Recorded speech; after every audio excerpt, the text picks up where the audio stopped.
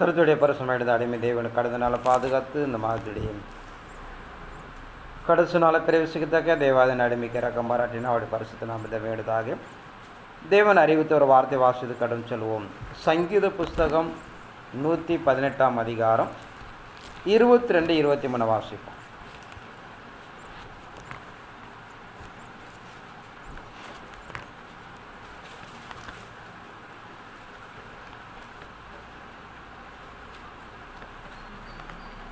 வீடு கட்டுகிறவர்கள் ஆகாதென்று தள்ளின கல்லே மூளைக்கு தலைக்கல் ஆயிற்று, அது கர்த்தராலே ஆயிற்று, அது நம்முடைய கண்களுக்கு ஆச்சரியமாய் இருக்கிறது. தெய்வத்து நாமத்தை மகிமையுள்ளதாக.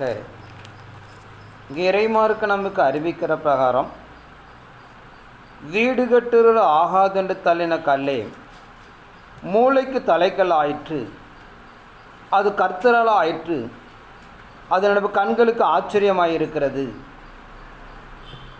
இங்கே சொல்லப்படுகிற வீடு கட்டுகிறவர்கள் ஆகாதென்று தள்ளின கல்லே மூளைக்கு தலைக்கல்லாயிற்று. ஒரு வீட்டை கட்ட பிரயாசப்படுகிற ஒரு மனிதன் எந்த ஒரு கல்லை வைத்து கட்ட வேண்டும் என்றும் தீர்மானிக்கப்பட்டதோ அது வேண்டாம் என்று அவர்கள் ஒதுக்கிறார்கள். அந்த கல் எப்படியாக அதுக்கு தலைக்கல் ஆயிற்று. ஆனால் அது யாரால் ஆயிற்று பார்த்தீங்கன்னா தேவனால் ஆயிற்று, அதனுடைய கண்களுக்கு ஆச்சரியமாக இருக்கிறது என்று யாரை குறித்து சொல்லுகிறான்னு பார்த்தீங்கன்னா அருமரட்சகர இயேசு கிறிஸ்துவை குறித்து. ஏதேன் தோட்டத்தில் நடந்த மீறுதலை சரி செய்வதற்காக ஆதியாகமம் 3:15 மல்கியா தீர்க்கதரிசி வரைக்கும் தேவகுமாரன் வருவார். அவர் கடந்து நம்முடைய பாவங்கள் அக்கிரமெல்லாம் நீக்கி தேவனுக்கு நமக்கு ஒரு உடன்படிக்கை ஏற்படுத்துவார் என்று எழுதப்பட்டது. இப்படி எழுதப்பட்ட சம்பவங்கள் யெகோவா தேவனை பின்பற்றி வந்த ஜனங்கள் மூலியமாக அதை தேவன் நிறைவேற்றி கொடுக்கப்பட வேண்டும் என்று அவர் எண்ணினார், தீர்மானித்திருந்தார். ஆனால் யெகோவா தேவனை தொழுது கொண்டு வந்த ஜனங்கள் அந்த காரியத்தை இப்படியாக முற்றும் தகற்று அது நிறைவேற்றி கொடுக்க முடியாததுக்கு தடை செய்கிறார்கள். ஆனால் தேவன் எந்த ஒரு மனிதனால் தள்ளப்பட்டதோ செய்யக்கூடாது என்று தீர்மானிக்கப்பட்டதோ அந்த மனிதர்கள் மத்தியில் அப்படியாக அதை நிறைவேற்றி கொடுக்கிறார். அதை குறித்து தான் அங்கே இறைமார்க்கம் சொல்கிறது. இது தேவனால் ஆயிற்று, இது நம்முடைய கண்களுக்கு ஆச்சரியமாக இருக்கு என்று சொல்லப்படுறதாக பார்க்கிறோம். அதே போல் அந்த கடைசி காலத்தில் காணப்படுகிற தெய்வ திட்டங்கள், தெய்வ தீர்மானங்கள் வேதத்தில் என்னெல்லாம் எழுதி வைத்திருக்கிறாரோ அதை யாரை கொண்டு நிறைவேற்றப்பட வேண்டும் என்று தேவன் தீர்மானித்திருக்கிறாரோ அதையெல்லாம் தடுக்கப்படுகிற ஒரு சூழ்நிலை உண்டாகும். ஆனால் தேவன் மெய்யாக என்ன செய்வார்னு பார்த்தீங்கன்னா அதை அவர் சொன்னது போல தீர்மானிக்கப்பட்ட பிரகாரம் அதை நிறைவேற்றி கொடுப்பார் என்பதை நாம் அறிந்து கொள்ளப்பட வேண்டும். இந்த பூமியில் நடைமுறைப்படுத்துகிற ஒரு ஆளுகை இருக்கலாம், அல்லது தெய்வ திட்டமாக இருக்கலாம், தெய்வ தீர்மானமாக இருக்கலாம். யாருக்காக யாரை கொண்டு செய்யப்பட வேண்டும் என்று தேவன் தீர்மானிக்கிறார்களோ அதை அவர்களால் தடை செய்யப்படலாம். அல்ல தேவன் இதை தீர்மானிக்கப்பட்டிருப்பதனாலே அந்த தடைகளை மாற்றி அது நிச்சயமாகவே அவர்களுக்கு முன்பாக அதை நிறைவேற்றி கொடுப்பார் என்று சொல்லப்படுவதாக பார்க்கிறோம். அது மனிதனுடைய சுயாதீனத்தினாலும் தெய்வத்திட்டத்தை சரியாக அறிந்து கொள்ளாதனாலே ஒரு பக்கம் மனிதன் அதை தடுப்பதற்கு முயற்சிக்கலாம். ஆனால் என்ன சூழ்நிலை முயற்சித்தாலும் அது ஒன்றும் தடையாகாது. தேவன் என்ன பண்ணுவார், அதை நிறைவேற்றி கொடுப்பார் என்று சொல்லப்படுவதாக பார்க்கிறோம். மார்க்கு சுவிசேஷம் 12 அதிகாரம் 10 வசனத்தோட வாசிப்போம்.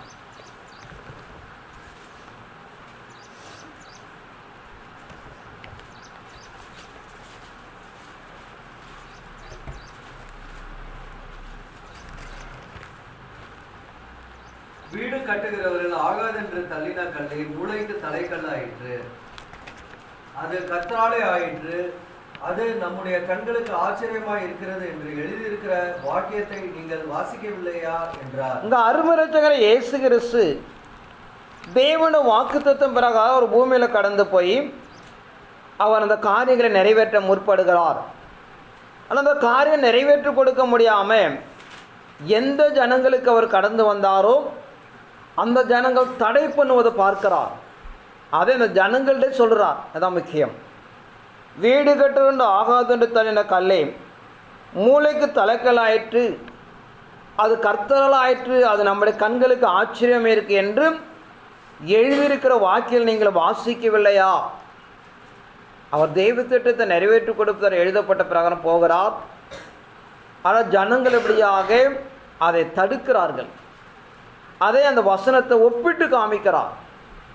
என்னை குறித்து எழுதியிருக்கிற பிரகாரம் நான் என்ன செய்யப்பட வேண்டும், நான் பூமிக்குள்ளாக வந்தனோ அதை தடுப்பதற்காக என்று தடுப்பார் என்று சொல்லி எழுதி கொடுத்த வசனத்தை அங்கே நினைவூட்டுகிறார். அல்ல இறை சன்னிதானத்தை இறை மார்க்கத்துக்குள்ளாக நம்மை குறித்து எழுதியிருக்கிற தீர்மானிக்கப்பட்ட காரியங்கள் நாம் கடந்து போகும்போது அது மனிதராலே தடுக்கப்படலாம். ஆனால் அவர் எதிர்பார்க்கிறார்கள். ஏன் தடுக்கிறான்னு பார்த்தீங்கன்னா, வேதத்தை சரியாக அறியாததுனாலே. ஒன்று, தேவனிடத்தில் ஆலோசித்து கேட்டு கடந்து போகாதனாலே வேத வார்த்தைகளாம் அது அப்படியாகவே நிறைவேறுவது என்று நாம் பார்க்கிறோம். ஆனால் இந்த கடைசி காலத்தில் காணப்படுகிற தீர்க்க தரிசனமே அறிவிக்கப்பட ஒரு வார்த்தை மாறாதது. என்ன எழுதியிருக்கு அப்படியே நடைமுறைப்படுத்தி அதை நிறைவேற்றி கொடுத்து அங்கே தீர்மானிக்கப்படி என்று சொல்லப்படுதா பார்க்கிறோம். ஆனால் கல் என்பது என்ன? இந்த கல் யாரை குறித்து சொல்லுகிறார்? கல்லுகளுடைய வித்தியாசத்தை நாம் தியானம் செய்து கடந்து சொல்ல போகிறோம். ஏன்னா அங்கே சொல்லப்படுகிற ஒரு வீடு என்று சொல்லுகிறார். மனிதன் ஏதொன்று தோட்டத்தில் குடியிருப்பதற்காக தேவனுக்கும் மனிதனுக்கு ஒரு சஞ்சரிப்பு உண்டாக்கி ஒரு வாசஸ்தலமாக காணப்பட வேண்டும் என்று தேவன் தீர்மானித்து மனிதனை சிருஷ்டித்தார். அந்த மனிதன் சுயாதீனத்தை பயன்படுத்தி தேவன் என்ன நினைத்தாரோ அதை அவமாக்கி போட்டான் என்று பார்க்கிறோம். அப்படி நிர்மூலமாக்கி போட்ட தடைப்பலனை நிறைவேற்றி கொடுக்க முடியாது காணப்பட்ட வீட்டை மீண்டும் இயேசு கிறிஸ்து தான் கடந்து வந்து அதற்கு அடிப்படையான மூளைகளாயிருந்து அந்த வீட்டை கட்டப்பட வேண்டும் என்று அவர் எதிர்பார்க்கிறார், தீர்மானிக்கிறார். அவர் குறித்து எழுதியிருக்கிறது. அப்படிப்பட்ட அவர் குறித்து என்ன எழுதியிருக்கிறதோ அதான் நடைமுறைப்படுத்தப்படுகிறது. ஆனால் தேவனுபடியாக அதை நேர்த்தியாக நிறைவேற்றி கொடுக்கிறார் என்பதை நாம் அறிந்து கொள்ளப்பட வேண்டும். கொஞ்சம் நடைமுறை நிலைகளை அங்கே பார்த்தா ஒரு சில குளறுபடிகள் தடைகள் காணப்படுகிறது.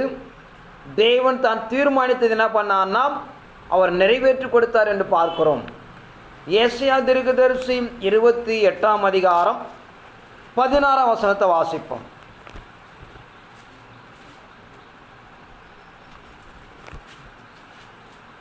ஆதலால் கர்த்தராகிய ஆண்டவர் உரைக்கிறதாவது, இதோ அஸ்திபாரமாக ஒரு கல்லை நான் சியோனிலே வைக்கிறேன், அது பரீட்சிக்கப்பட்டது, விலையேற பெற்றது, திட அஸ்திபாரம் உள்ளதுமான மூளைக்கல்லாய் இருக்கும். விசுவாசிக்கிறவன் பதறான். நான் நியாயத்தை நூலும் இங்கே இறைமார்க்கு நமக்கு நடைமுறைப்படுத்துகிற பிரகாரம் அருமரட்சகர் இயேசு கிறிஸ்து குறித்து எல்லாமே வேதத்தில் எழுதியிருக்கிறது. நாம தான் அறிந்து ஆராய்ந்து கொள்ளப்பட வேண்டும்.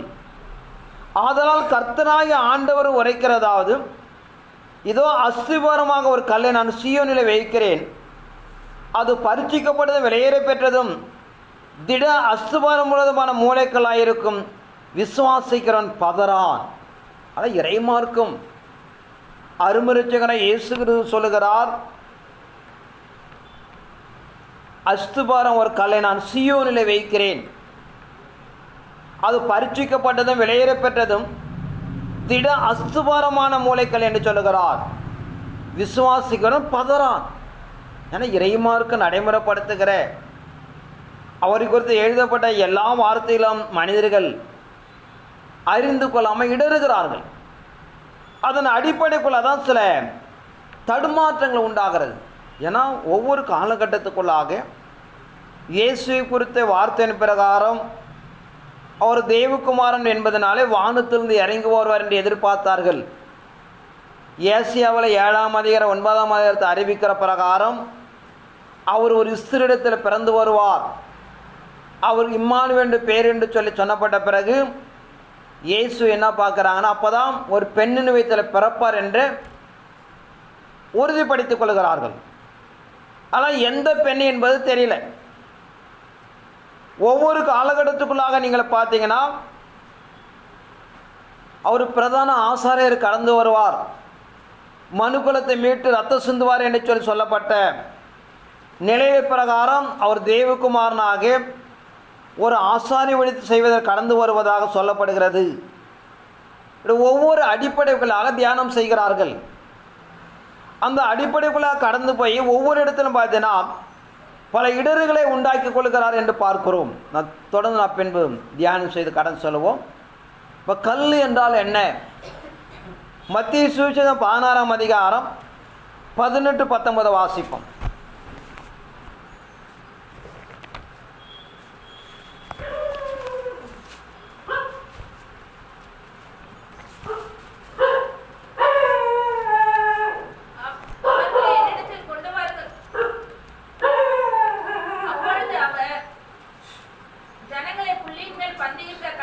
மத்திய சுவிசேஷம் 16ஆம் அதிகாரம் 18 வாசிப்போம்.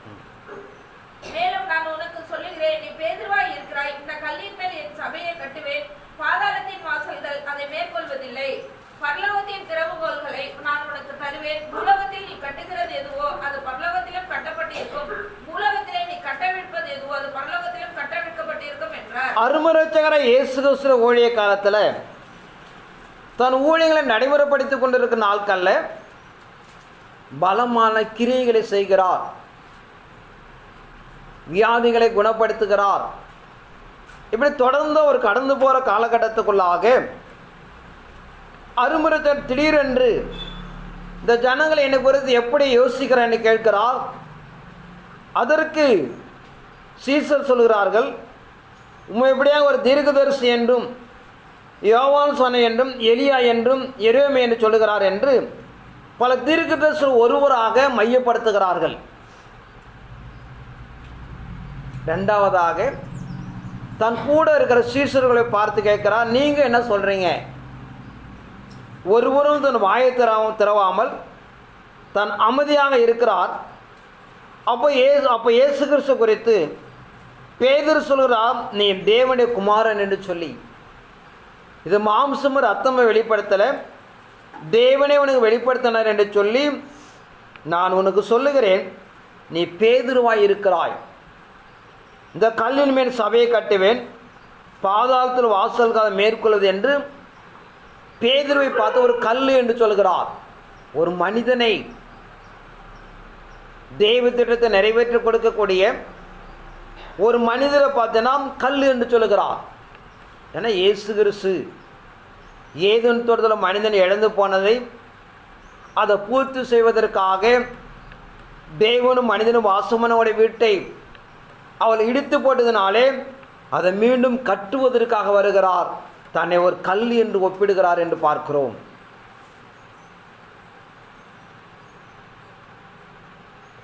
இந்த கல்லுகளை குறித்து பல வடிவமைக்கிறார். நீ பூமியில் காணப்படுகிற மண்ணால் சுற்றி எடுக்கிறது கல்லுதான், சிமெண்டால் கொண்டு வருவதும் கல்லுதான், கருங்களாலும் கல் அமைப்பாங்க. ஆனால் ஒவ்வொரு கற்களும் வித்தியாசம் இருக்கிறது.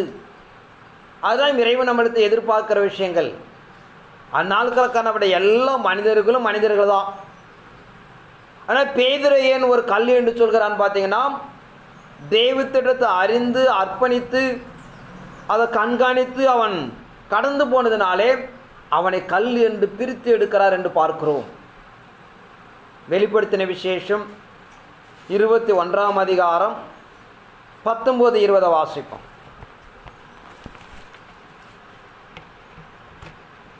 நகரத்து மதில்களின் அஸ்திபாரங்கள் சகலவித ரத்தினங்களினாலும் அலங்கரிக்கப்பட்டிருந்தன. முதலாம் அஸ்திபாரம் வச்சிரக்கல், இரண்டாவது இந்திரநீலம், மூன்றாவது சந்திரகாந்தம், நான்காவது மரகதம், ஐந்தாவது கோமேதகம், ஆறாவது பதுமராகம், ஏழாவது சுவர்ண ரத்தினம், எட்டாவது பணிகப்பச்சை, ஒன்பதாவது புஷ்பராகம், பத்தாவது வைடூரியம், 11வது சுனீரம், 12வது சுகந்தி. இவைகளே 12 வாசல்களும் 12 இறை சன்னிதானத்துக்குள்ள பார்க்கிறோம். அருமரட்சகராக தேவன் இந்த பூமியில் ஆட்சி பண்ணப்படும் போது ஒரு மாளிகையை ஒப்பிடுகிறார். அவர் ஒப்பிட்டு அந்த நகரத்தை கொடுத்து அங்கே நிலைப்படுத்துகிறார். அதன் மதில்கள் வச்சிரக்கல்லால் கட்டப்பட்டிருக்கிறது. நகரம் தெளிந்து பளிங்கு கோப்பான சுத்த பொன்னாய் இருக்கிறது. நகரத்து மதிலே அஸ்திபாரம் சகல ரத்தினங்களினாலும் அலங்கரிக்கப்பட்டிருக்கன.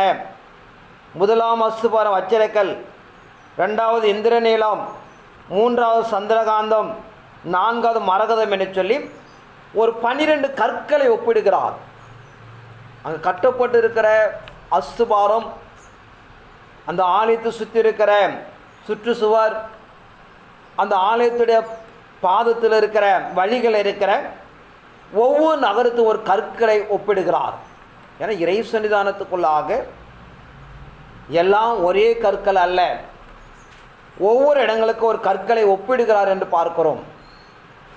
ஆனால் இறை தன்மை நமக்கு நடைமுறைப்படுத்துகிற பிரகாரம் அருமரட்சகர் இயேசு கிறிஸ்து குறித்து வெளிப்படுத்த 4ஆம் அதிகாரம் 1 வாசிப்போம்.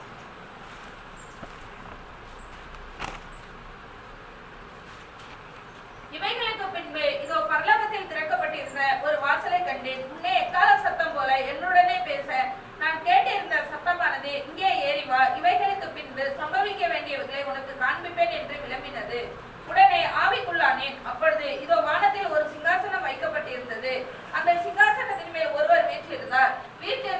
வீற்றிருந்தவர் பார்வைக்கு வச்சிரக்கல்லுக்கும் பதுமராமத்துக்கும் ஒப்பாயிருந்தார். அந்த சிங்காசனத்தை சுற்றி ஒரு வானவில் இருந்தது. அது பார்வைக்கு மரகதம் போல் தோன்றிற்று. பரலோகத்து திறக்கப்பட்ட வாசலை கண்டேன். முன்னே எக்கால சத்தம் போல என பேச நான் கேட்ட சத்தமானது, இங்கே ஏறி வா, இவைகளை பின்பு சம்பவிக்க வேண்டிய காண்பிப்பேன். பரலோகத்தில் ஒரு பெரிய மாளிகையை யோவானுக்கு தேவன் காமிக்கிறார். அதில் ஒரு உட்கார்ந்து இருக்கிறார். அவர் உட்கார்ந்து 2 கற்களை அணிந்திருக்கிறார், வச்சிரக்கல்லும் பதுமராகம் என்று சொல்லி. இந்த வச்சிரக்கல் என்பது பார்த்தீங்கன்னா நம்முடைய ஒரு வெண்மை பிரகாசமான ஒரு கல். பதுமராகம் என்பது ஒரு சிவப்பு கல் என்று பார்க்கிறோம். மனிதனுடைய செயல்பாடுகளையும் மனிதனுடைய நடத்தைகளையும் குணாதிசயங்களை பார்த்தீங்கன்னா ஒவ்வொரு கற்களுக்கு ஒப்பிடுகிறார் என்று பார்க்கிறோம். அவர் வெண்மை சிவப்புமானவர், 10,000 சிறந்தவர் என்று உன்னத பாட சொல்லப்படுவதாக பார்க்கிறோம்.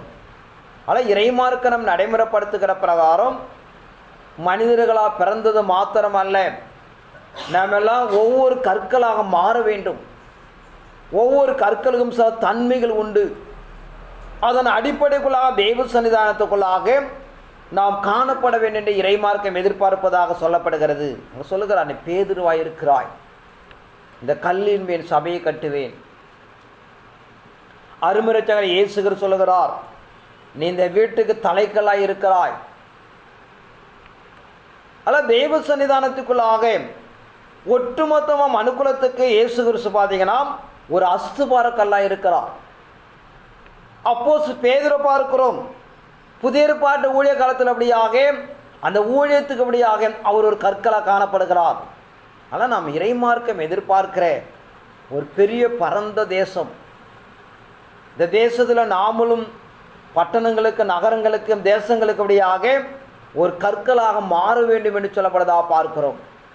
அப்படி மாறி தேவன் எதிர்பார்க்கிற நிலையில் நாம் தேவன் என்ன தீர்மானம் செய்திருக்கிறாரோ அதை அறிந்து கடந்து போகப்பட வேண்டும் என்று சொல்லப்படுவதாக பார்க்கிறோம். ஆனால் இறைமார்க்கம் சொல்லப்படுகிற ஒவ்வொரு கற்களும் அது அமைகிற இடத்தை பொறுத்து. 1 கொரிந்தியர் 3ஆம் அதிகாரம் 11 வாசிப்போம். போடப்பட்டிருக்கிற அஸ்திபாரமாகிய இயேசு கிறிஸ்துவை அல்லாமல் வேறு அஸ்திபாரத்தை போட ஒருவனாலும் கூடாது. ஒருவன் அந்த அஸ்திபாரத்தின் மேல் பொன், வெள்ளி, விலையேற பெற்ற கல், மரம், புல், வைக்கோல் ஆகிய இவைகளை கட்டினால் அவனவனுடைய வேலைப்பாடு வெளியாகும். நாளானது அதை விளங்க பண்ணிடும். ஏனெனில் அது அக்கினியினாலே வெளிப்படுத்தப்படும். அவனவனுடைய வேலைப்பாடு எத்தன்மை உள்ளது என்று அக்கினியானது பரிசோதிக்கும். அதன் மேல் ஒருவன் கட்டினது நிலைத்தால் அவன் கூலியை பெறுவான்.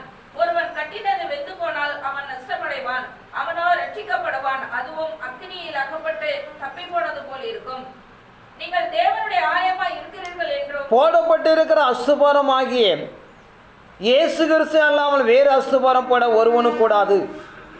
ஒருவனது அஸ்திபாரத்தின் மேல் பொன், வெள்ளி, விலையேற பெற்ற கல், மரம், புல், வைக்கோல் ஆகியவளை கட்டினால் அவனுடைய வேலைப்பாடு வெளியாகும் நாளானது அதை விளங்க பண்ணும் என்று சொல்கிறார். அதான் அவர் கடைசி காலத்தில் தன் மனமாட்டி என்கிற ஒரு ஆலயத்தை கட்டுகிறார். அப்படி கட்டப்படுகிற அஸ்திபாரத்துக்குள்ளாக நாம் ஒவ்வொருவரும் ஒரு பங்குள்ளவர்களாக, ஒரு பகுதிகளாக நாம் காணப்படுகிறோம். நாம் எந்த நிலையில் அதை இணைந்து கொள்ளுகிறோமோ அதற்கேற்றபடியாக ஒரு நாட்கள் வெளிப்படும் என்று பார்க்கிறோம். ஒரு புல்லை கொண்டு வந்து வைக்கிறான், ஒரு மரத்தை கொண்டு வந்து வைக்கிறான், ஒரு பொன் வெள்ளியை கொண்டு வைக்கிறான். ஆனால் அது அக்கினினாலே சோதிக்கப்படுகிறது. அவன் கட்டப்பட்ட மாளிகை நிலைத்திருந்தால் அதற்கேற்ற ஒரு கூலியை பெறுவான் என்று சொல்லப்படுறதாக பார்க்கிறோம். ஆனால் கடைசி காலத்தில் காணப்படுகிற பிரகாரம் நம்முடைய பிரயாசம் எவ்வளவு விலையேறப்பட்ட பிரயாசம், ஓட்டங்கள் எவ்வளவு விலையேறப்பட்டு என்று அறிந்து அதற்கேற்ற கூலி கொடுக்கிறார். ஆனால் இறைமார்க்க சொல்லுகிற பிரகாரம் அது அக்னினாலே சோதிக்கப்பட்டே தீரும். அது சோதிக்கப்படும் போது அது வேகாமல் நிலைத்திருந்தால் அதற்கேற்ற கூலியை நாம் அடைந்து கொள்ளும் என்று சொல்லப்படுவதாக பார்க்கிறோம். இதோ ரட்சிப்பு என்பது, மீட்பு என்பது, தேவனுடைய நாட்கள் வருகை என்பது இது நமக்குரியது மாத்திரம் அல்ல. ஒவ்வொரு மனிதனை நம்பி ஒரு திட்டம் இருக்கிறது. அந்த திட்டத்தோடு தான் இணைத்து கொள்ளப்பட வேண்டும். அதற்கேற்ற கூலி நாம் அடைந்து கொள்ளபடியாக நாம் நடைமுறைப்படுத்திக் கொள்ளப்பட வேண்டும். ஏன்னா தெய்வ திட்டத்தை நிறைவேற்றி கொடுப்பதற்கு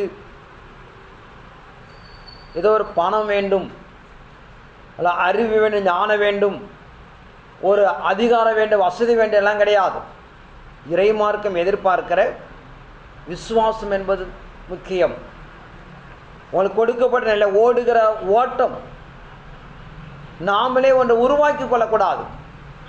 அது வானத்திலிருந்து வருகிற ஒவ்வொரு நீர்த்துளியும் அது புனிதமானதான். அது விழுகிற இடம்தான் அது தான் மேன்மைப்படுத்துகிறது. ஒரு நல்ல பாத்திரத்தில் விழுந்தால் அது குடிப்பதற்கு பயன்படுத்திக் கொள்ளலாம். அதுவே சாக்கல்ல விழுந்துருச்சுன்னா அது ஒன்றும் பயன்படுத்த முடியாது. அதெல்லாம் நாம் அறிந்து கொள்ளப்பட வேண்டும். வானத்திலிருந்து வருகிற ஒவ்வொரு நீர்த்துளியும் அது எல்லாம் சுத்தமானது, நல்லது தான். அது விழுகிற இடம் என்பது முக்கியம். பூமியில் பிறக்கிற எல்லா மனிதர்களும் ஒரு தாயின் வயிற்றிலிருந்து வெளிவருகிறார்கள். எல்லாரும் மனிதர்கள் தான். ஆனால் அவர்கள் எதை அடைந்து கொள்கிறார்களோ, எதை சார்ந்து கொள்கிறார்களோ அதற்கேற்றபடி அவன் வாழ்க்கை மாறுகிறது. ஆனால் இயேசு ஏற்றுக்கொண்டிருக்க நாம் எல்லாம் நாம் தேவனுடைய பிள்ளைகள் தான். நாம் எதை நோக்கி நாம் கடந்து போகிறோமோ அதற்கேற்றபடி வாழ்க்கை மாறுகிறது என்பதை நாம் அறிந்து கொள்ளப்பட வேண்டும். இல்லாமை என்பது எல்லாரிடத்திலும் இருக்கிறது, கஷ்டம் என்பது எல்லாரிடத்திலும் இருக்கிறது, கொஞ்சம் முன்னப்பின் இருக்கு, அவ்வளோதான். ஆனால் இறைமார்க்கம் பார்த்து எல்லாத்தையும் ஜெயிக்கக்கூடியது, எல்லாத்தையும் மாற்றக்கூடியது என்பதை நாம் அறிந்து கொள்ளப்பட வேண்டும். சாலமோன் சொல்லுகிற பிரகாரம் இந்த நாட்டை ஆளுவதற்கு ஒரு ராஜகுலத்திலிருந்து பிறக்கிறார். இந்த நாட்டை ஆளுவதற்கு ஒரு சிறைச்சாலையிலிருந்து கடந்து வருகிறார். இப்படிப்பட்ட நிலைகளில் இந்த பூமியை ஆண்டு கொள்வதற்கு ஒரு உன்னதத்திலிருந்து வருகிறான், ஒரு கீழான நிலையிலிருந்து வருகிறான் என்று சொல்லப்படுவதாக பார்க்கிறோம். ஒவ்வொரு மனிதர்களும் தன்னை ஆட்படுத்திக் கொள்கிற நிலையை தான் அவன் வாழ்க்கை தரமுடியாக முடிவெடுக்கப்படுகிறது. அந்த கடைசி காலத்தில் காணப்படுகிற நமக்குரிய சூழ்நிலை வைத்து, நமக்குரிய நிலைகளை வைத்து நம்மை முடிவெடுத்து கொள்ளக்கூடாது. தேவன் சகலத்தையும் உருவாக்கக்கூடியவர், சகலத்தையும் மாற்றக்கூடியவர், சகலத்தை அவர் செய்யக்கூடியவர். அதன் அடிப்படைக்குள்ள நாம் கடந்து போனாதான் ஒரு ஜெயத்தை நாம் அடைய முடியும். யாக்கோப்பு 1ஆம் அதிகாரம் 5 வாசிப்போம்.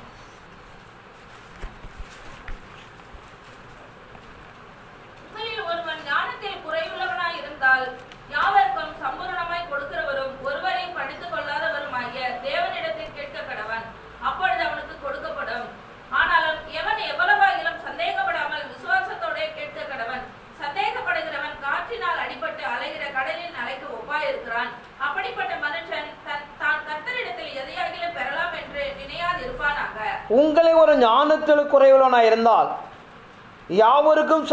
கொடுக்கிறவரும் ஒருவரே கடிந்து கொள்ளாமல் தேவனிடத்தில் கேட்க கடவான், அப்போது அவனுக்கு கொடுக்கப்படும்.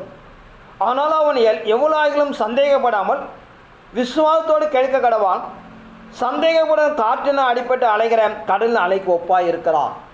ஒரு மனிதன் இந்த பூமிக்கிற வாழ்க்கையில் என்ன தேவை இருக்கிறதோ அவன் கேட்க கடவான்.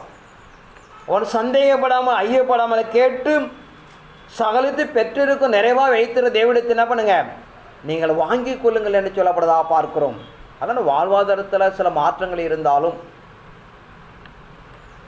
வளர்ச்சியிலும் செயல்பாடு வித்தியாசம் இருந்தாலும், சகலத்து தேவன் என்ன செய்கிறான், நமக்கு கொடுக்கிறான்.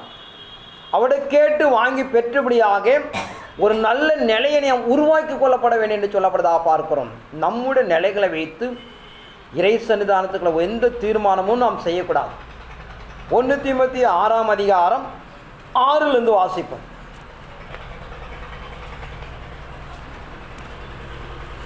போதுமென்கிற மனதுடனே கூடிய தேவ பக்தியே மிகுந்த ஆதாயம்.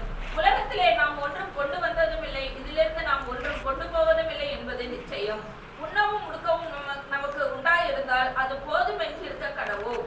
ஐஸ்வர்யவான்களாக விரும்புகிறவர்கள் சோதனையிலும் கண்ணியிலும் மனுஷரை கேட்டிலும் அழிவிலும் அமிழ்த்துகிற மதிகேடும் தேசமுமான பலவித இச்சைகளிலும் விழுகிறார்கள்.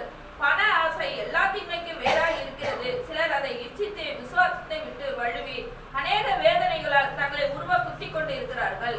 நீயோ தேவனுடைய மனுஷனே, இவைகளை விட்டோடி நீதியையும் தேவ பக்தியையும் விசுவாசத்தையும் அன்பையும் பொறுமையும் சாந்த குணத்தையும் அடையும்படி நாடு.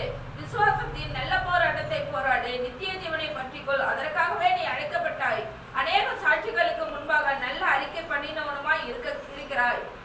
இங்க இறைமார்க்கம் சொல்லப்படுகிற பிரகாரம், தீமோத்தேயுவுக்கு எழுதுகிற தேவனுடைய வார்த்தையின் பிரகாரம், நீயோ தேவனுடைய மனுஷனே, இவைகளை விட்டோடு நீதியும் தேவ பக்தியும் விசுவாச அன்பையும் பொறுமையும் சாந்த குணத்தையும் அடையும்படி நாடு. விசுவாச நல்ல போராட்டத்தை போராடு. நித்திய ஜீவனை பற்றிக்கொள். அதற்காக நீ அழைக்கப்பட்டு இருக்கிறாய். அநேக சாட்சிகளுக்கு முன்பாக நல்ல அறிக்கை பண்ணவனாய் இரு. அல்ல இறைமார்க்கம் சொல்லுகிற இந்த பூமிக்குரிய இச்சைகளாகிய கிரியைகளை நம்பி நாம் இழந்து விடாதீர்கள். ஒரு நல்ல போராட்டத்தை போராடுங்க. நாம் வெற்றியை பெற்றும்படியாக நாம் அழைக்கப்பட்ட அழைப்பை காத்து கொள்ளுங்கள் என்று சொல்லப்படுறதாக பார்க்கிறோம். அதாவது வாழ்வாதாரத்தின் அடிப்படைக்குள்ளாக தேவன் எதிர்பார்க்கிற சில நிகழ்வுகளை நாம் நிறைவேற்றி கொடுக்கான சூழ்நிலை உண்டுதான். அதாவது தேவ சமூகத்துக்குள்ளாக நாம் அதுக்கு பிரயாசப்பட வேண்டும். தேவனை கேட்டு பெற்றபடியாக ஒரு ஓட்டத்தை நிறைவடைந்து கொள் என்று சொல்லப்படுறதாக பார்க்கிறோம். ஆனால் வாழ்க்கையில் காணப்படுகிற தெய்வத்திடம் மாறாக காணப்பட எந்த ஒரு நிலைகளும் அது தொடர்ந்து காணப்படக்கூடாது. அது ஒரு சில நிலைகளுக்குள்ளாக மாற வேண்டும். அதை மாற்றிக்கொள்ளப்பட வேண்டும் என்று இறைமார்க்கம் சொல்லப்படுறதாக பார்க்கிறோம். அப்படிப்பட்ட நிலைகளை நீங்கள் காணப்படவிட்டால் சுகபோகும் சுக வாழ்க்கை நாம் நடைமுறைப்படுத்தி தெய்வத்திட்ட சரியாக அறிந்து கொள்ளாமல் நாம் இழந்து வீணாக போயிடக்கூடாது. ஆனால் கடைசி காலத்தில் காணப்பட இறைமார்க்கம் எதிர்பார்க்கிறவனமாக நாம் நியமிக்கப்பட ஒரு பெரிய ஓட்டத்தில் ஓட வேண்டும். தேவன் எதிர்பார்க்க நன்மையில் அடைந்து கொள்ளப்பட வேண்டும் என்று சொல்லப்படுறதாக பார்க்கிறோம். ஆனால் இறைமார்க்கம் எதிர்பார்க்க நம்ம எல்லாம் ஒரு விலையுயர்ந்த கற்களாக, தேவன் தான் சரீரத்தில் அணிந்து கொள்கிற கற்களாக நாம் அநேகருக்கு முன்மாறிய காணப்பட வேண்டும் என்று இறைமார்க்கம் நம்மை எதிர்பார்க்கிறது. 1 கொரிந்தியர் 12ஆம் அதிகாரம் 4லிருந்து வாசிப்போம். வரங்களில் வித்தியாசங்கள் உண்டு, ஆவியானவர் ஒருவரே. ஊழியங்களிலேயும் வித்தியாசங்கள் உண்டு, கர்த்தர் ஒருவரே. கிரியைகளிலேயும் வித்தியாசங்கள் உண்டு, எல்லாருக்குள்ளும் எல்லாவற்றையும் நடப்பிக்கிற தேவன் ஒருவரே. ஆவியினுடைய அனுக்கிரகம் அவனவருடைய பிரயோஜனத்திற்கு என்று அளிக்கப்பட்டிருக்கிறது. எப்படி எனில், ஒருவனுக்கு ஆவியினாலே ஞானத்தை போதிக்கும் வசனமும், வேறு ஒருவனுக்கு அந்த ஆவியினாலே அறிவை உணர்த்தும் வசனமும், வேறு ஒருவனுக்கு அந்த ஆவியினாலே விசுவாசமும், வேறு ஒருவனுக்கு அந்த ஆவியினாலே குணமாக்கும் வரங்களும், வேறு ஒருவனுக்கு அற்புதங்களை செய்யும் சக்தியும், வேறு ஒருவனுக்கு தீர்க்க தரிசனம் உரைத்தலும், வேறு ஒருவனுக்கு ஆவிகளை பகுத்தறிதலும், வேறு ஒருவனுக்கு பற்பல பாஷைகளை பேசுதலிலும், வேறு ஒருவனுக்கு பாஷைகளை வியாக்கியம் பண்ணுதலும் அளிக்கப்படுகிறது. இவைகள் எல்லாம் அந்த ஒரே ஆவியானவர் நடப்பித்து தமது சித்தத்தின்படியே அவனவனுக்கு பகிர்ந்து கொடுக்கிறார். இங்க அப்போஸ்தலர் பவுல் கொரிந்தியர் சபைக்கு எழுதுகிற பிரகாரம் 9 விதமான ஆவிக்கிற வரங்களை ஒப்பிடுகிறார். வரங்களிலே வித்தியாசங்கள் உண்டு, ஆவியானவர் ஒருவரே. ஊழியங்களிலே வித்தியாசங்கள் உண்டு, கர்த்தர் ஒருவரே. கிரியைகளிலே வித்தியாசம் உண்டு, எல்லாவற்றையும் எல்லாவற்றையும் நடப்ப தேவன் ஒருவரே. ஆவியுடைய அனுகிரகம் அவனுடைய பிரயோஜனத்தை அளிக்கப்படுகிறது. ஆவிக்குரிய வரம் என்பது ஒவ்வொரு மனித பிரயாசம் என்று சொல்லுகிறார்.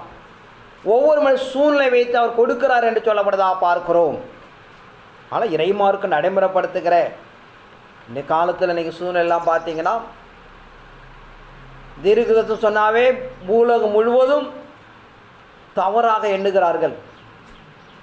ஏன்னா அதை தார்மீகமாக பயன்படுத்தி தேவனை விட்டு விலகி மனிதர்கள் ஒரு சீர்கேட நிலை கடந்து போனதுனாலே அந்த நிலைகளை குலைந்து போகிறது.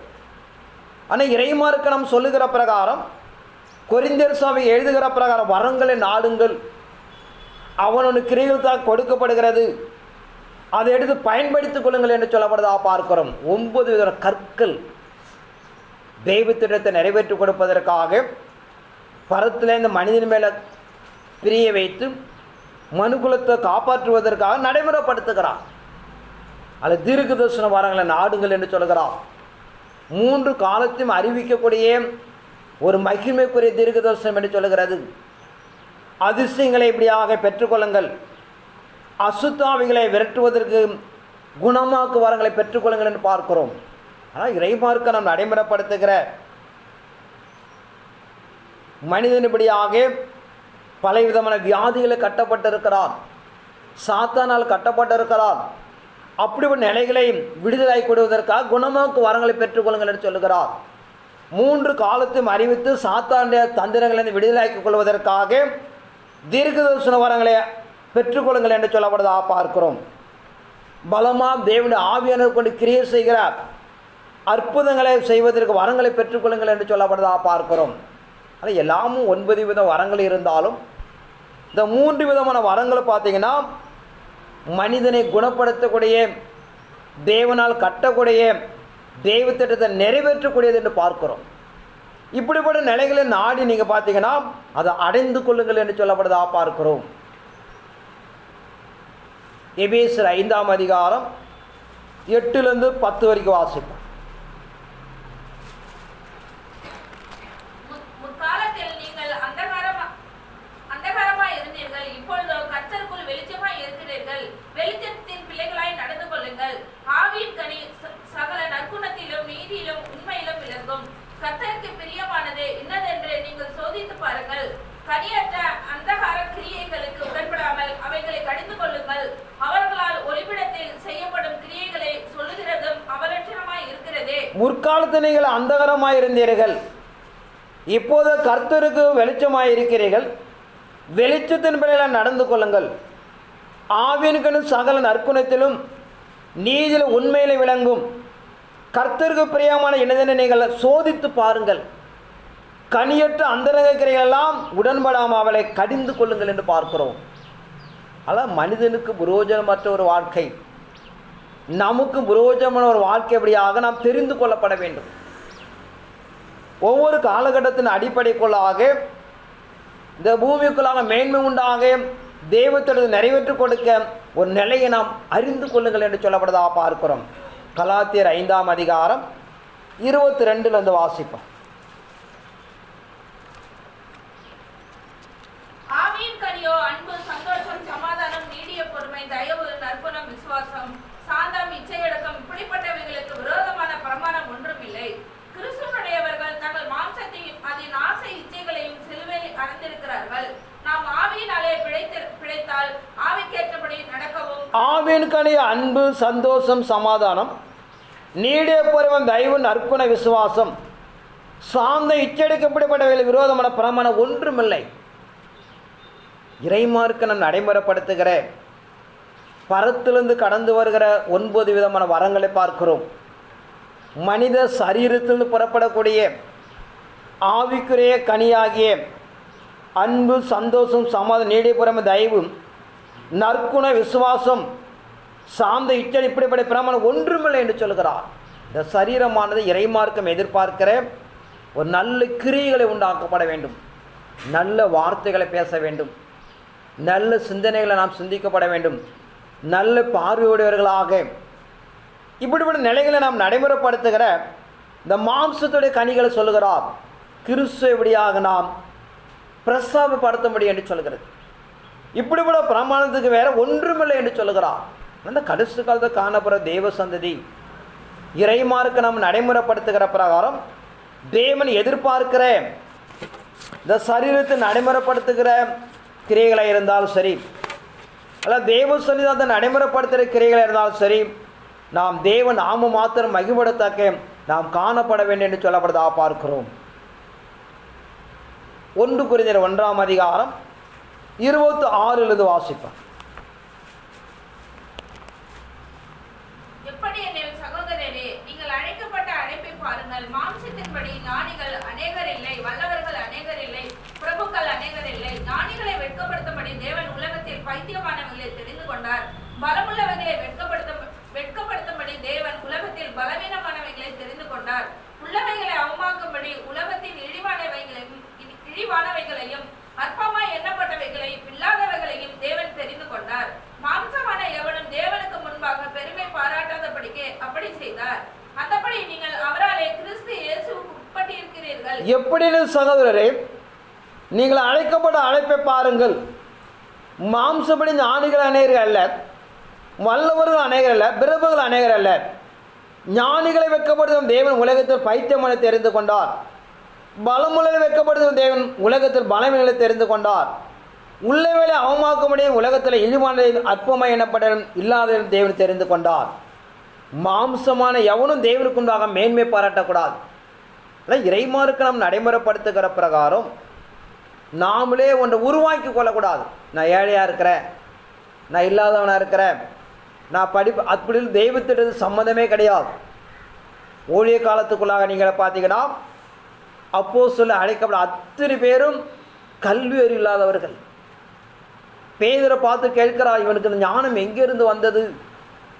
இயேசு கிறிஸ்துவை பார்த்து கேட்க, இவன் கல்லாதவனாக இருந்தான், இந்த அதிகாரம் வல்லமை எங்கிருந்து வந்ததுன்னு கேட்கிறார்கள். நாம் தேவனிடத்தில் எவ்வளவு அர்ப்பணித்து நான் கொடுக்கப்பட்ட நிலைகள் தேவ சொந்த பரிமாறி கொள்ளுகிறீர்களோ அந்த புரோஜனக்கிறவங்களை பயன்படுத்திக்கலாம். புரிந்து கொள்ளப்படும் தேவ திட்டம் என்பது நம்ம நினைக்கிறோம். அவர் நிறைய பணம் வச்சுறாரு, சபை கட்டுறாரு, அவர் படித்து அப்படியே கிடையவே கிடையாது. இறை சன்னிதானத்துக்குள்ளாக நாம் ஆராயப்பட வேண்டும். தாவீது ராஜாபடியாக தன் ஊழியத்தில் அழைக்கப்படும் போது சவுல் தன் தாவீது அப்பாட்ட போய் கேட்கிறார், ஒரு குடும்பத்தில் ஒருவரை தேவன் இந்த ராஜாவாக அபிஷேகம் பண்ண சொல்லான்னு சொல்லி மூத்தவனை கூட நிறுத்துகிறான். கடவுள் இல்லைன்னு சொல்லுகிறார். இப்படி ஒருத்தன் நிறுத்துக்கிறான். அதன் பிறகு பிள்ளை இல்லை, ஒருத்தன் இருக்கிறான், அவன் ஆடு மேய்த்து கொண்டு இருக்கிறான். அப்போ சொல்லுகிறார் தாவீது அப்பா செய்ய சொல்லுகிற, நீ சாப்பிடுங்க. அவர் வந்த பிறகு என்ன பண்ணலாம், அபிஷேகம். அவர் சொல்கிறார், நான் கொடுக்கப்பட்ட திட்டத்தை நிறைவேற்றுவதற்கு முன்பு நான் உணவில் கையை வைக்க மாட்டேன், அவனை அழைத்து வா. ரொம்ப இளைஞன், சிறியவன், அவனை பார்த்து கர்த்தர் இவனை தான் சொன்னார் என்று சொல்லி அவனை அபிஷேகத்தை முடித்த பிறகுதான் சாப்பிடுகிறான். இப்படிப்பட்ட தேவ சன்னிதானத்துக்கு தான் கொடுக்கப்பட்ட பொறுப்பு, தான் நியமிக்கப்பட்டதை அறிந்து ஓடுகிறார்கள் என்று பார்க்கிறோம். எலியா வானத்துக்கு எடுத்துக்கொள்ளப் போகிறார்.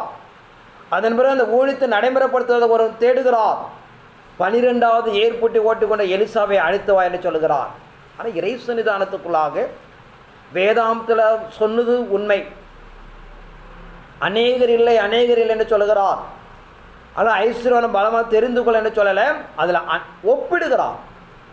ஒரு 10 பேர் இல்லாமல் இருந்தால் 2 பேர் இருக்கிறவங்களை அழைச்சிருக்கிறார். இப்படி தான் தெய்வ திட்டம். அதில் இறைமாருக்கு நாம் சொல்லப்படுகிற நாமளே ஒரு விஷயத்தை உருவாக்கி நாமளே அதற்கு பாதகமாக மாறிவிடக்கூடாது. தேவன் எந்த மனிதனை கொண்டு எதுவும் செய்ய முடியும் அவரால். நாம் எந்த அளவுக்கு தியானம் செய்து கடந்து போகிறோங்களோ அதுவே இறைசனை உகந்தது என்று சொல்லப்படுதா பார்க்கணும். உபாகமம் 7ஆம் அதிகாரம் 7ஆம் வசனத்தை வாசிப்போம். உபாகமம் 7:7.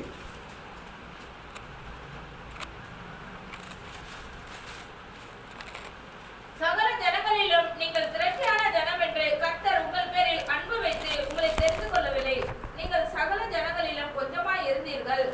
கர்த்தர் உங்களில் அன்பு கூர்ந்ததினாலும் உங்கள் பிதாக்கள் கிட்ட ஆணையை காக்க வேண்டும் என்பதனாலும் கர்த்தர் பலவித கையினால் உங்களை புறப்பட பண்ணி அடிமைத்தன வீடாகிய எகிப்தில் என்றும் அதன் ராஜாவான பார்வோன் சகல ஜனம் நீங்கள் திரட்சியான ஜனம் என்று கருத்து உங்கள் மேல் அன்பு வைத்து உங்களை தெரிந்து கொள்ளவில்லை, நீங்கள் சகல ஜனங்களை கொஞ்சமாக இருந்தீர்கள்.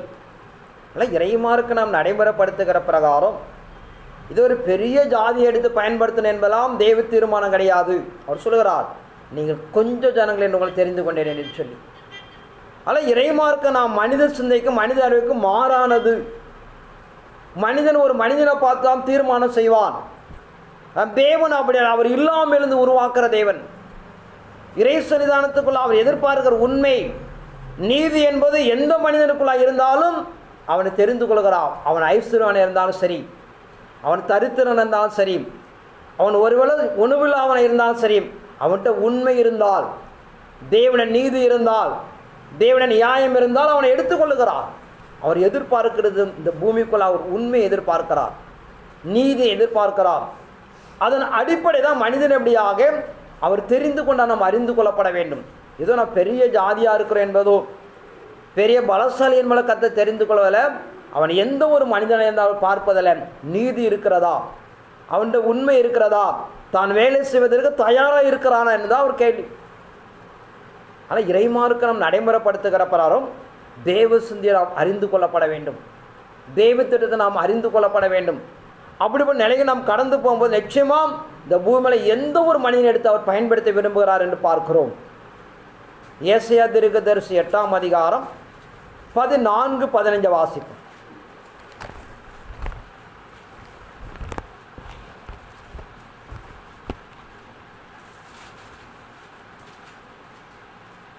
அவர் உங்களுக்கு பரிசுத்த ஸ்தலமாய் இருப்பார். ஆகிலும் இஸ்ரவேலின் 2 கோத்திரத்துக்கும் தடுக்கலின் கல்லும் இடறுதலின் கண்மலையும் எருசலேமின் குடிகளுக்கு சுருக்கும் கண்ணியுமாய் இருப்பார்.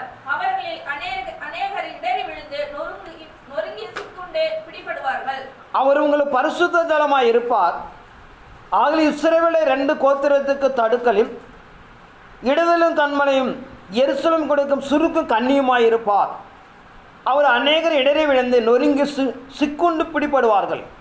அருமரட்சகர் இயேசு கிறிஸ்து குறித்து அவர் உங்களுக்கு பரிசுத்த ஸ்தலமாய் இருப்பார். ஆகிலும் இஸ்ரவேலில் 2 கோத்திரத்தாரும் தடுக்கலின் கல்லும் இடரின் கண்மலையுமாய் இருப்பார்கள். இந்த பூமிக்கு அவர் பரிசுத்தராக அனுப்பப்படுகிறார். ஆனால் 2 கோத்திரத்துக்கு பார்த்தீங்கன்னா அவர் இடரலாக இருப்பார் என்று பார்க்கிறோம். ஏன்னா அருமரட்சகர் இயேசு கிறிஸ்துடைய பிறப்பை நீங்கள் ஆய்வு பண்ணிட்டு பார்த்தீங்கன்னா அவர் ஒரு ஆசாரி என்று சொல்லுகிறார். அவர் ஆசாரி என்று சொன்னால் லேவி கோத்திரத்தில் பிறந்திருக்கணும். அந்த குடும்பத்து மூத்த மகன் ரூபன் குடும்பத்தில் தான் பிறந்திருக்கணும். ஆனால் இப்படிப்பட்ட நிலைகள் இல்லாமல் அவர் பார்த்தீங்கன்னா யூதா கோத்திரத்தில் பிறக்கிறார் என்று பார்க்கிறோம். அதில் அருமரட்சகர் இயேசு கிறிஸ்து எதிர்பார்க்கிற பிரகாரம் அவர் தேவகுமாரன் என்று சொன்னால், அவர் ஆசாரியமணி செய்ய வந்தார் என்று சொன்னால் அவர் லேவி கோத்திரத்தில் பிறந்திருக்கணும். தான் மூத்தமான ரூபனை தெரிந்து கொண்டு அவன் சந்ததியில் பிறந்திருக்கும் என்றும் எதிர்பார்க்கிறார்கள். ஆனால் 2 கோத்திரத்தில் இல்லாமல் அவர் யூதா கோத்திரத்தில் பிறக்கிறார் என்று பார்க்கிறோம். மெல்கிசேதேக்கு முறையின்படி தன்னை ஆசாரியராக அர்ப்பணித்துக் கொள்கிறார் என்று பார்க்கிறோம். ஆனால் இஸ்ரவேல் ஜனங்களை பார்த்தீங்கன்னா அவர் கூட இடறி போனார்கள். ராஜாக்கள் முதற்கொண்டு ஆசாரியர் முதற்கொண்டு தனி மனிதன் முதற்கொண்டு கேட்கிறார்கள், உண்மையாகவே நீ சொல்லு, நீ தேவகுமாரனா?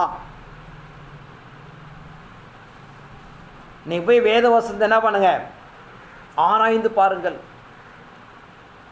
என் கிரியைகளை வைத்தாவது நம்புங்கள் என்று ஒவ்வொரு இடத்துல தன்னை கூட சாட்சி கொடுக்கிறார். ஆனால் 12 கோத்திரங்கள் அப்படியாக தேவஜனல் இடறி போனார்கள் என்று பார்க்கிறோம். ஆனால் இறை சன்னிதானத்துக்குள்ள இறைமார்க்கு நாம் நடைமுறைப்படுத்துகிற பிரகாரம் தேவ சமத்தை நாம் தெளிவடைந்து கொள்ளப்பட வேண்டும். நீங்கள் தெளிவடைந்து கொள்ளப்படவிட்டால் நாம் இடறி போய்விடுவோம். இயேசு கிறிஸ்து வரப்போகிறார்.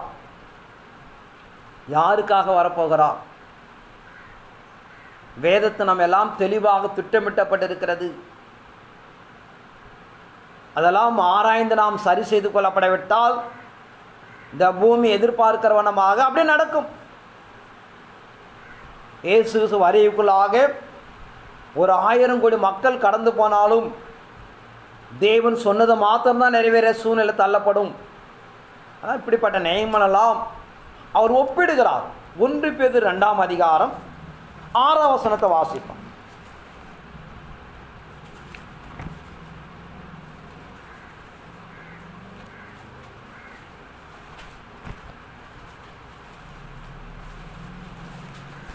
ஒன்று பேதுரு 2ஆம் அதிகாரம் 6ஆம் வசனம்.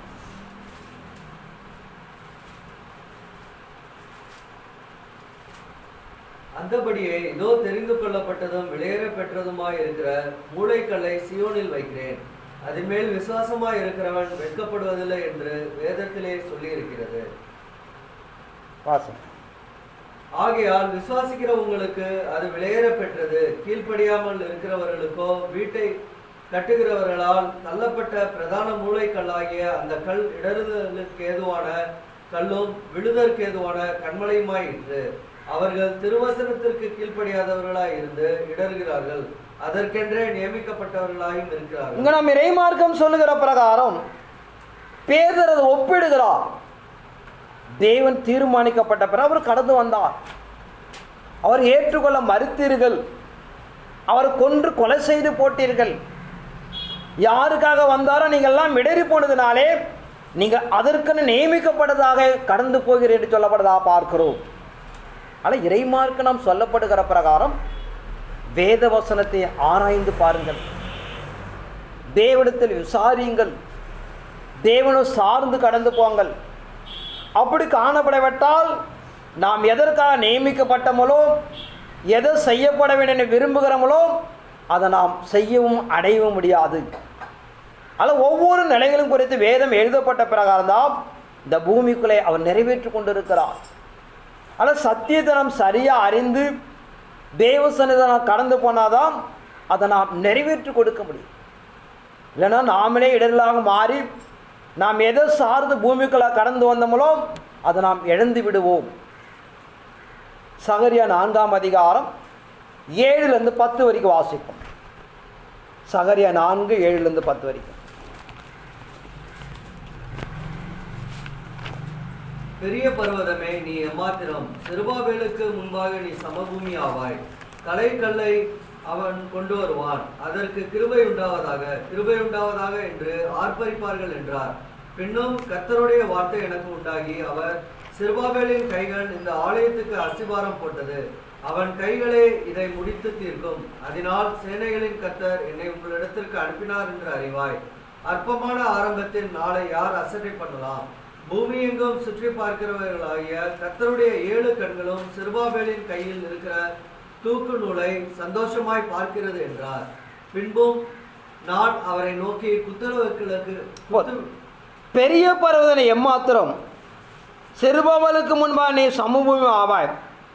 தலைக்கல்லை அவன் கொண்டு வருவான், அதில் கிருபை உண்டாவதா என்று ஆர்ப்பரிப்பார்கள் என்றார்.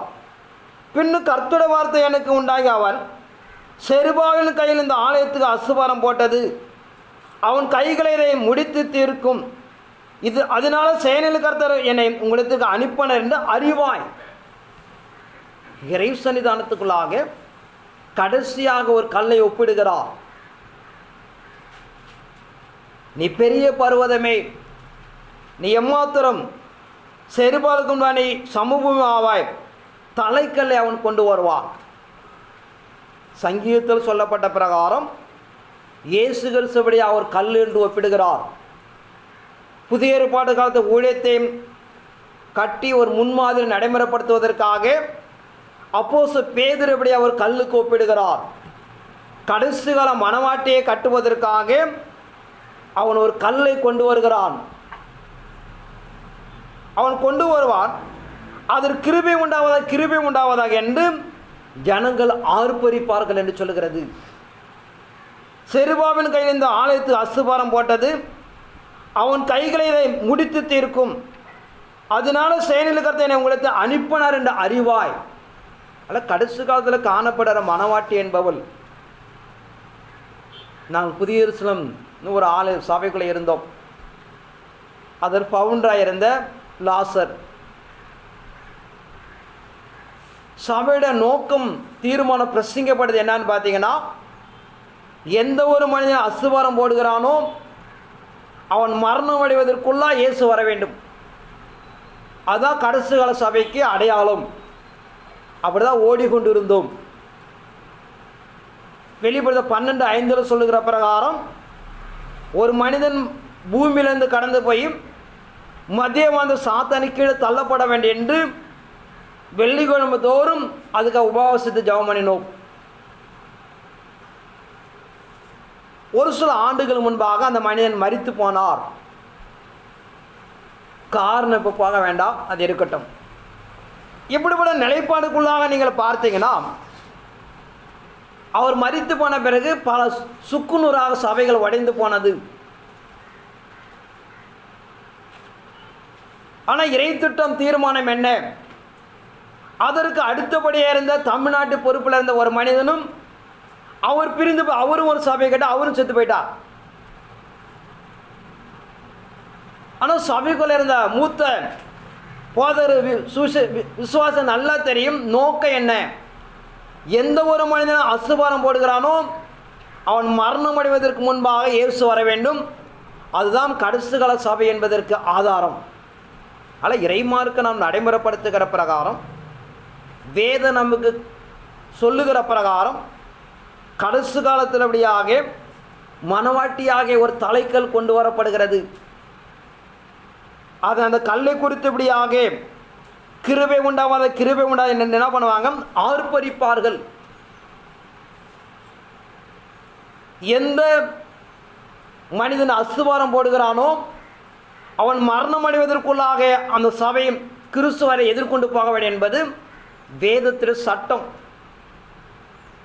அதாவது யதார்த்தமாக சொல்லுகிற விஷயம் அல்ல. நீங்கள் பூமியில் இருக்கிற ஆயிரக்கணக்கான சபைகள், கோடிக்கணக்கான சபைகள் இருக்கிறது. எல்லா சபைக்கு தான் பொருந்தும்.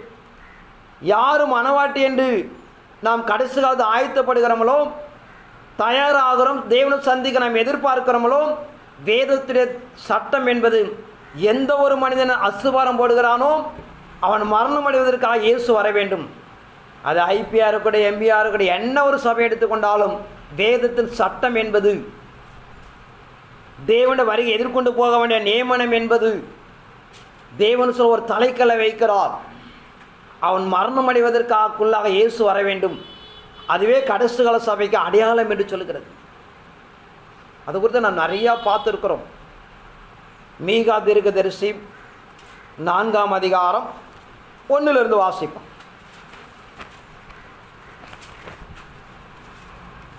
ஆனாலும் கடைசி நாட்களில் கர்த்தருடைய ஆலயமாகிய பர்வதம் பர்வதங்களின் கொடுமுடியில் ஸ்தாபிக்கப்பட்ட மலைகளுக்கு மேலாய் உயர்த்தப்பட்டிருக்கும். எல்லா ஜாதிகளும் அதனிடத்திற்கு ஓடி வருவார்கள். திரளான ஜாதிகள் புறப்பட்டு வந்து நாம் கர்த்தரின் பர்வதத்துக்கும் யாக்கோபின் தேவனுடைய ஆலயத்துக்கும் போவோம் வாருங்கள். அவர் தமது வழிகளை நமக்கு போதிப்பார், நாம் அவர் பாதைகளில் நடப்போம் என்பார்கள். ஏனெனில் சியோனில் இருந்து வேதமும் எருசலேமில் இருந்து கர்த்தரின் வசனமும் வெளிப்படும். கடைசி நாட்களிலே கர்த்தருடைய ஆலயமே பர்வதங்கள் கொடுமுடி ஸ்தாபிக்கப்படும், மலைகளை மேலே உயர்த்தப்பட்டிருக்கும். எல்லா ஜாதகத்து ஓடி வருவார்கள். திரளான ஜாதி புறப்படுவது நாம் கர்த்தருடைய பர்வதத்துக்கும் யாக்கோபுடைய ஆலயத்துக்கும் போக வாருங்கள் என்று தமது வழிகளை நமக்கு போதிப்பார், நாம் ஒரு பாதையில் நடப்போம் என்பார்கள். எனில் சீயோனிலிருந்து வேதமும் எருசலேமிலிருந்து கர்த்தருடைய வசனம் வெளிப்படும். இப்படி பல சான்றுகளை சொல்லலாம். கடைசி கால சபை என்பது எந்த ஒரு மனிதன் சபையை ஸ்தாபிக்கிறானோ அவன் மரணம் அடைவதற்குள்ள இயேசு வர வேண்டும். கடைசி கால சபை என்பது வெளிப்படுத்த 11 சொல்லுகிற பிரகாரம் 2 தீர்க்கதரிசிகள் எழும்புவார் என்று சொல்லுகிறது. கடைசி கால சபை என்பது மீகா 7:10 சொல்லுகிற பிரகாரம் எகிப்தில் நடைமுறைப்படுத்துவது போல ஒரு பலத்த கிரியைகளை நடைமுறைப்படுத்தப்பட வேண்டும்.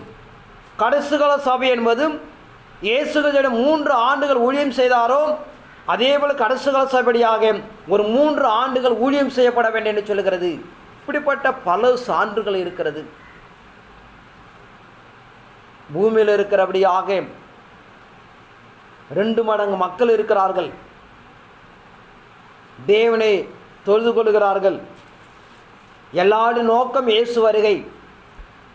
ஆனால் இறைமார்க்கு நாம் நடைமுறைப்படுத்துகிற பிரகாரம் யார் இயேசுவை சந்திக்க முடியும், யார் எதிர்கொண்டு போகப்படும் இப்படியாக செருபாவில் கையில் இருக்கிற தூக்குநூல், செருபால் என்று சொல்ல கல் இப்படியாக அவர் பூமிக்குள்ளாக அஸ்துவாரப்படுத்துகிறார். எல்லா ஜனங்களும் கடந்து வந்து கிருபை உண்டாது கிருபை உண்டாது என்றபடியாக வாழ்த்துவார்கள் என்று இறைமார்க்கம் சொல்லப்படுவதாக பார்க்கிறோம். அந்த கடைசி காலத்தில் காணப்படுகிற தேவ சந்ததி இறைமார்க்கம் எதிர்பார்க்கிற நாம் நிலைகளாம் அறிந்து கொள்ளப்பட வேண்டும். விடு சகரை 4ஆம் அதிகாரம் 10ஆம் வசனத்தை வாசிப்போம். 10-11 வாசிப்போம். அற்பமான ஆரம்பத்தினாலே யார் அசட்டை பண்ணலாம்? பூமி எங்கும் சுற்றி பார்க்கிறவைகளாகிய கர்த்தருடைய 7 கண்களும் செருபாபேலின் கையில் இருக்கிற தூக்குநூலை சந்தோஷமாய் பார்க்கிறது என்றார். பின்பு நான் அவரை நோக்கி, குத்துவிளக்கு வலதுபுறமாகவும் அது இடதுபுறமாகவும் இருக்கிற இந்த 2 ஒலிவ மரங்கள் என்னவென்று கேட்டேன். மறுபடியும் நான் அவரை நோக்கி, 2 பொற்குடாய்களின் வழியாய் தொங்கி பொன்னிறமான எண்ணெயை தங்களில் இருந்து இறங்க பண்ணுகிறவர்களாகிய ஒலிவ மரங்களின் 2 கிளைகள் என்னவென்றும் கேட்டேன். அதற்கு அவர், இவைகள் என்னதென்று உனக்கு தெரியாதா என்றார். ஆண்டவனே, எனக்கு தெரியாது என்றேன். அப்பொழுது அவர், இவைகள் 2 சர்வோலோகத்துக்கும் ஆண்டவராய் இருக்கிறவரின் சமூகத்தில் இருக்கிற அபிஷேகம் பெற்றவர்கள் என்றார். இங்க இறைமார்க்க நம்ம நடைமுறைப்படுத்துகிற பிரகாரம் அற்பமான ஆரம்பத்தினாலே யார் அசட்டை பண்ணலாம்? பூமியை சுற்றி பார்க்கலாகிய கர்த்தருடைய 7 கண்கள் செருபால் கையில் இருக்க தூக்கு நூலை சந்தோஷமாய் பார்க்கிறது. சபையை பார்த்தா எல்லாத்தையும் எழுதி வச்சுட்டார். கிழக்கு தேசத்திலிருந்து புறப்படும், புறஜாதிகளிலிருந்து கடந்து வரும் என்று இறைமார்க்கு 1-2 அல்ல, வேதம் எழுதப்பட்டதுதான். அது ஒருவனாலும் மாற்ற முடியாது. தேவன் இந்த காலத்தை தீர்மானிக்கணும், அப்படியே நிறைவேற்றி கொடுப்பார் என்று சொல்லப்படுவதாக பார்க்கிறோம். ஆனால் அருமுறைச்சகர இயேசு கிறிஸ்து எந்த ஒரு கோத்திரம் ஜாதி ஜனங்கள் எதிர்பார்த்தார்களோ அவர்கள் அவரை மறுதளித்தார்கள், அவர்களை கொலை செய்து போட்டார்கள். ஆனால் தேவன் என்ன தீர்மானித்தாரோ அதை அவர் நிறைவேற்றி கொடுத்தார் என்று பார்க்கிறோம். ஆனால் காலத்தின் கட்டாயத்தின் அடிப்படைக்குள்ளாக இயேசு எதிர்பார்த்து கொண்டு கிறிஸ்துவ மண்டலம் நல்ல விஷயம்தான். ஆனால் இயேசு யார் சந்திக்க போகிறோம், யாருடைய கையில் ஒப்புவிக்கப்பட்டிருக்கிறார், என்ன அதை நடைமுறைப்படுத்துகிறது என்பதை நாம் வேதத்தின் அடிப்படைக்குள்ளாக அறிந்து கொள்ளப்பட வேண்டும். நம்முடைய மனவிருப்பம்படி நாம் நிலைக்குள்ளாக நாம் நிலைப்படுத்தக்கூடாது. மத்தேயு சுவிசேஷம் 21ஆம் அதிகாரம் 42ஆம் வசனத்தை வாசிப்போம்.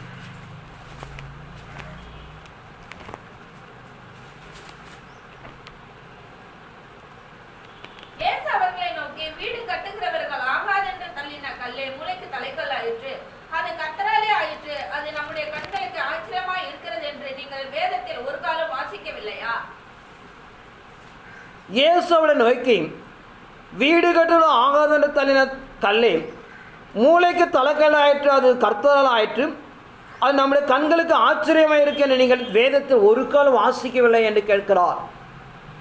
ஏதோ இந்த ஜனங்களை ஏதோ யதார்த்தமால தீர்மானிக்கலை, இந்த ஜனங்களை ஏதோ இச்சையாக என்னை ஏற்றுக்கொள்ள மறுக்கிறார் இல்லை, வேதத்தில் எழுதப்பட்ட பிரகாரம் என்னை இவர்கள் மறுதளிக்கிறார்கள், என்னை ஏற்றுக்கொள்ள மறுக்கிறார் என்று இயேசுக்கு தன் வாழ்க்கையில் ஒப்பிடுகிறார். அந்த கடைசி காலத்தில் காணப்படுற தேவ சந்ததி இறைமார்க்கு நமக்கு நியமிக்கப்பட்ட பிரகாரம் தான் ஓடுவோம். வெளிப்படுத்தின 3ஆம் அதிகாரம் 7 வாசிப்போம்.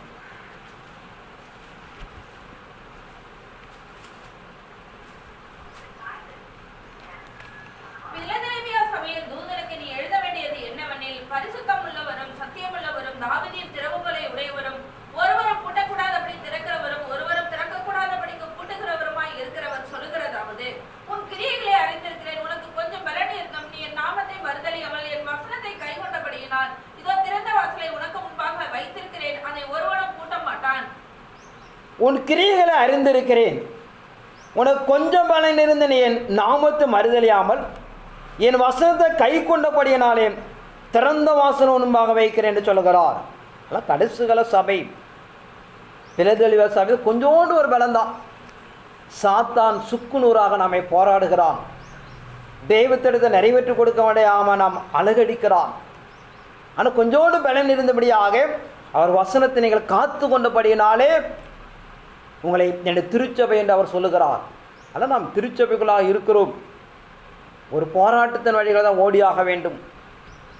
அந்த கல் பரீட்சிக்கப்பட்டது, அது விலையேற பெற்றது என்று தான் நாம் அறிந்து கொள்ளப்பட வேண்டும். சமாதானத்தை நம்மோடு கூட இருந்தும் அவர் சகலத்தை புதிதாக்குவார்.